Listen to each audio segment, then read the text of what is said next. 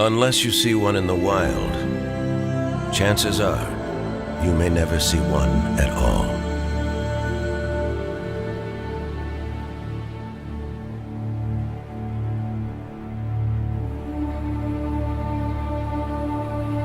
Named after its radiant color, the blue shark is one of the most distinct sharks in the sea.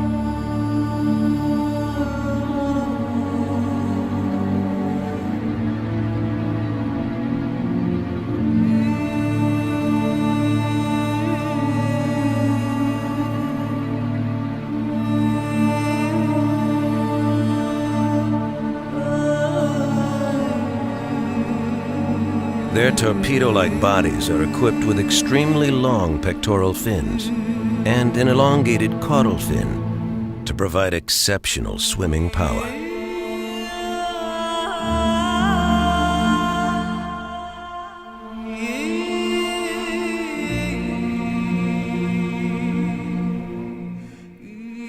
Embarking on some of the longest migrations of all sharks, these are the Valkyries of the liquid void.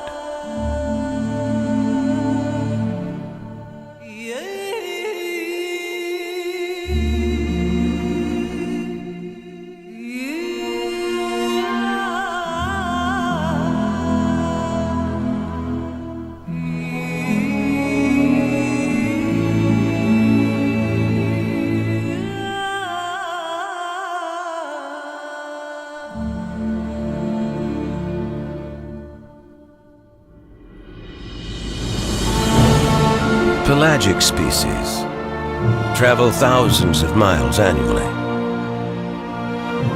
Some have easily adapted to life outside the open ocean.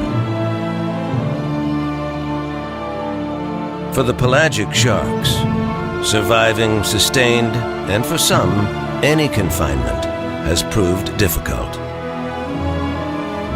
Some can only be found in the wild, roaming free, where nothing can restrain them.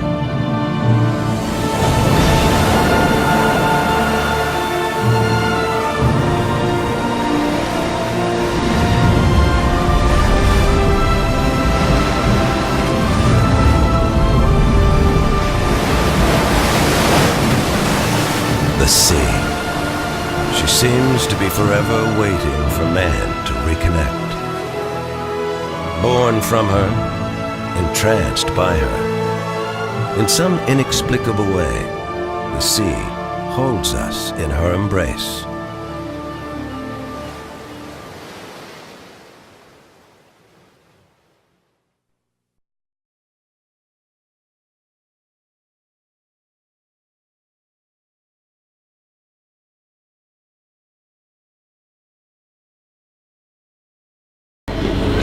Our grand champion, Joe Romero.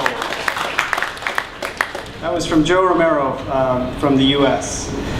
So I don't know if you guys feel it, but it sort of took it up a notch, right? You can see why that's the grand champion. The filmmaker chose to tell the story with a narrator, and it makes a big impact, right? It's kind of like what we're accustomed to seeing. And you notice also it's a bit shorter actually than the other films, and yet the impact is stronger. So it's about what you do with your footage, right? It's not necessarily about cramming all your footage into a film, it's about what you do with it. So he's really taken just the best shots.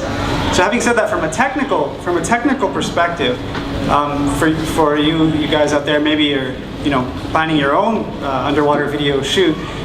If I'm not mistaken, I think we're getting these are actually low-res videos, you might be able to tell. But I think this particular film, most of it was shot at a rate of 60 frames per second, which is like a slow motion camera. So you can get that really slow moving shark coming in, and you can see the detail. And not all video footage it's not possible to do that kind of thing with all video footage.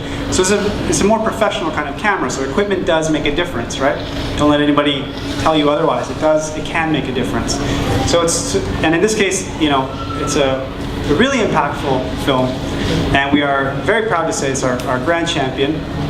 To be fair, should offer a critique, as I did the other films, right? So the one thing I would say is that, you remember at the beginning of the film, it started with an eye, and it talked about if you don't enter the ocean, you'll never see a shark, or something to that effect. And then the storyline, the narrative, talks about the animals are in the wild, they can only survive in the wild. So you get a sense of this, it's about captivity.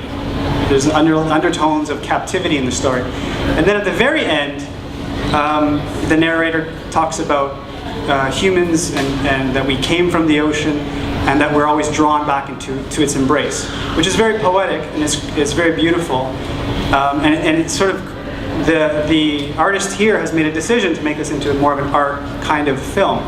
But for me, from the broadcast perspective, I admit, the commercial kind of perspective, I would like to see the film come back to the original point at the end. Sort of like what's the real message here? You got to hit us with the message at the end. But again, it's a matter of taste. It's a matter of taste. And at the end of the day, it's a beautiful film.